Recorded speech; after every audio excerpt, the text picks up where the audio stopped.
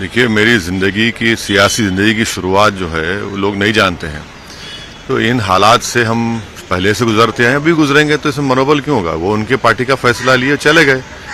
हम चुनाव ज़रूर लड़ेंगे और हमारे अध्यक्ष ने ये बात का ऐलान कर दिया है कि हम 100 सीट पर इलेक्शन लड़ने की तैयारी कर रहे हैं और इसी सिलसिले हम पूरे उत्तर प्रदेश में फिर रहे हैं, जनता से मुलाकात कर रहे हैं, जनसभाएं कर रहे हैं।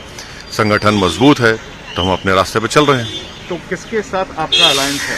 देखिए, हम तो अभी भी शिवपाल यादव साहब से बातचीत में है। हमारी एक बार मुलाकात चंद्रशेखर रावत साहब से भी हुई, दूसरे भी कई दल से हमारी बातचीत हो रही है। तो आगे देखिए क्या होता है। क्या आपको लगता है कि जब आप 100 सीट पे चुनाव लड़ेंगे तो सिर्फ उम्मीदवार मुसलमान ना देखिए, पार्टी का कैंडिडेट हमारे जो लड़ेंगे वो हर समाज से उनका ताल्लुक होगा, सिर्फ मुसलमान नहीं होंगे।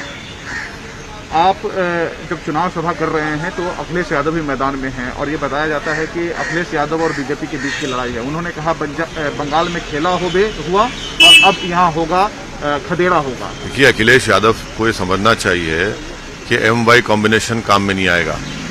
2014 में वो सत्ता में थे, हार गए। 17 में विधानसभा का चुनाव हुआ, कांग्रेस साथ अलायंस किए, वो उखड़ गए। 19 में BSP के साथ बड़ा फॉर्मेटिव अलायंस बहन जी से किया, तब भी वो अलायंस से 15 सीट जीत पाया। तो अब वो ये कह रहे हैं तो उनसे ही पूछा जाए कि भाई किस बुनियाद पे कह रहे हैं। एक सवाल हटकर यूपी से है, पेगासस को लेकर बड़ी अपडेट हुई है। क्या आपको लगता है कि जो ये टीम गठित हुई है वो सच्चाई सामने लाएगी? देखिए, सुप्रीम कोर्ट ने जो फैसला लिया है वो फंडामेंटल राइट्स को अपहेल्ड करता है और हम शुरू से कहते आ रहे हैं कि किसी भी इंडिविजुअल सिटीजन की उसका सर्वेलेंस और स्नूपिंग नहीं होना चाहिए, क्योंकि सुप्रीम कोर्ट ने अपने फैसले में कह दिया कि प्राइवेसी हर सिटीजन का फंडामेंटल राइट है। तब ये तमाशा कर रहे हैं, तो हम उम्मीद करते हैं कि जो सुप्रीम कोर्ट ने एक रिटायर्ड जज की कमेटी बनाई है वो सच्चाई को सामने लाएगी। सेशन चलेगा आने वाला सेशन? हम तो चाहते हैं सेशन चले, क्योंकि सेशन नहीं चलने से सरकार को फायदा होता है। सेशन चलेगा तो हम सरकार की नाकामियों को देश के सामने रखेंगे और सरकार से सवाल करेंगे और जवाब तलब करेंगे। एक आखिरी सवाल है आपसे, क्या आपको लगता है कि कोई अगर जांच पुलिस कर रही हो या फिर कोई एजेंसी कर रही हो, उसमें अगर मुसलमान का नाम आना, मुस्लिम कम्युनिटी का नाम आना, क्या जांच को भटकाता है?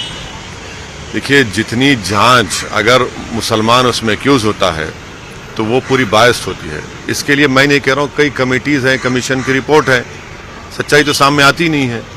तो ये हकीकत है। अब चुनाव आता है तो किसी को बलि का बकरा बना दिया जाए, किसी को डराकर, किसी एक समाज को डराकर उनका वोट हासिल किया जाए, तो हमेशा चलता आ रहा है और उम्मीद करते हैं कि खत्म हो। ये चीजें गलत हैं बिल्कुल। मुस्लिम नाम क्या पॉलिटिकल टूल्स है?